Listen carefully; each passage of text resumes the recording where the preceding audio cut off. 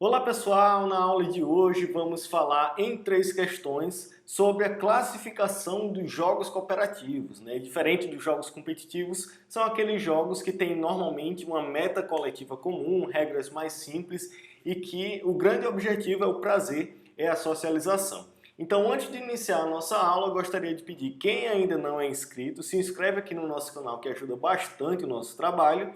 E se tiver interesse em materiais de preparação específica para concursos de educação física, dá uma olhada no link da descrição desse vídeo que você vai encontrar as principais informações sobre os nossos materiais, tanto os e-books como também o nosso curso online da preparação à aprovação. Então, sem mais delongas, vamos lá. Primeira questão. Na proposta dos jogos cooperativos, assinale a opção que indica a categorização correta. Então, quando a gente fala de jogos cooperativos, nós temos 4 classificações de acordo com Terry Ulrich, né, que é o grande teórico em relação à classificação de jogos cooperativos.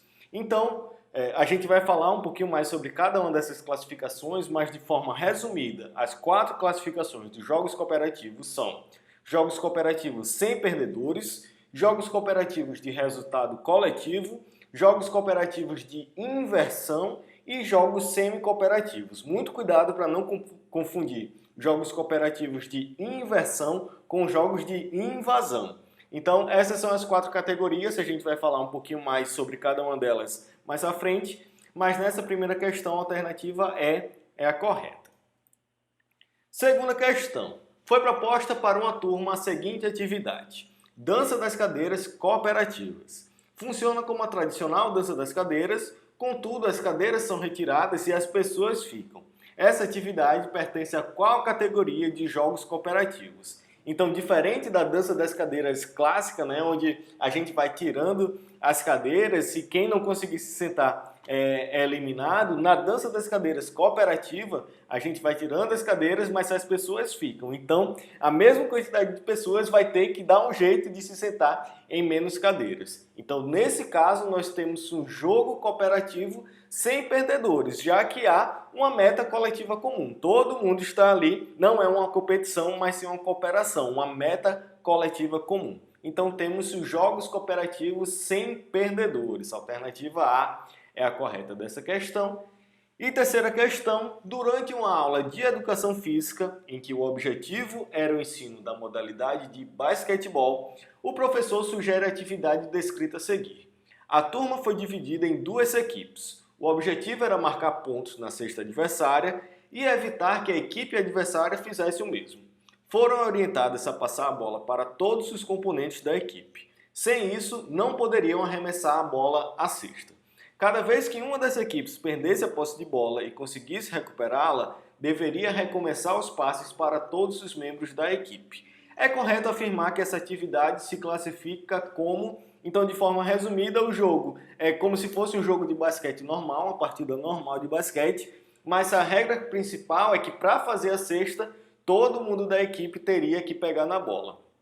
Essa adaptação do jogo pode ser realizada também no futsal, né, onde só pode fazer o gol se todo mundo tocar na bola, mas isso é uma característica de um jogo semi-cooperativo, onde a gente pega um jogo tradicional e faz algumas adaptações que o tornam mais cooperativo. Não é exatamente um jogo cooperativo, onde há uma meta coletiva comum, de fato ainda há uma certa competitividade, mas acaba sendo uma iniciação ao jogo cooperativo, justamente porque a gente adapta algumas regras para torná-lo mais cooperativo. Então, nesse caso, nós temos um jogo semi-cooperativo.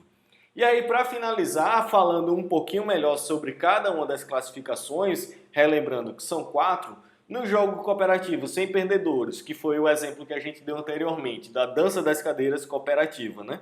Todo mundo junto vai ter que superar um objetivo comum, então não há vencedor, não há perdedor, porque a meta é única, todo mundo está ali buscando um único objetivo. O jogo cooperativo de resultado coletivo, a gente já vai ter a formação de equipes, mas o objetivo do jogo ainda é comum, independente das equipes. Então, um exemplo do jogo cooperativo de resultado coletivo é, por exemplo, em uma partida de vôlei, onde tem 2 equipes, uma em cada lado da quadra, mas o objetivo do jogo não é fazer o ponto na outra equipe, né? Mas sim chegar, por exemplo, nos 100 passes. Então, as duas equipes vão ali jogando, não pode deixar a bola cair, porque o objetivo é chegar nos 100 passes. Então, apesar de terem duas equipes, o objetivo ainda é comum. Terceira classificação, jogo de inversão. A gente tem uma quebra dos padrões de times fixos, né? Então a gente não consegue identificar vencedores ou perdedores. Exemplos são aquelas partidas em que a gente utiliza um jogador coringa, ou então quem, no futsal, por exemplo, quem faz o gol passa para outra equipe, para a equipe que sofreu o gol. Então nesse momento, a partir do momento que a gente tem jogadores sem equipes definidas ou sem padrões de um time fixo, a gente não consegue identificar qual é a equipe vencedora, qual é a equipe perdedora, já que se quebrou esse padrão. Então nós temos um jogo cooperativo de inversão.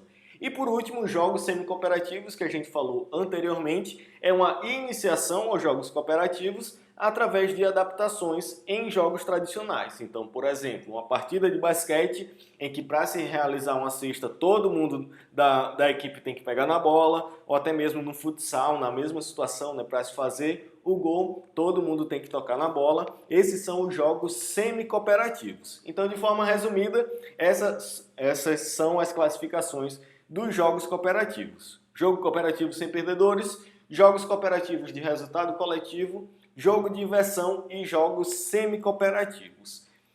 E com isso finalizamos nossa aula trabalhando em 3 questões. O fundamental da classificação dos jogos cooperativos.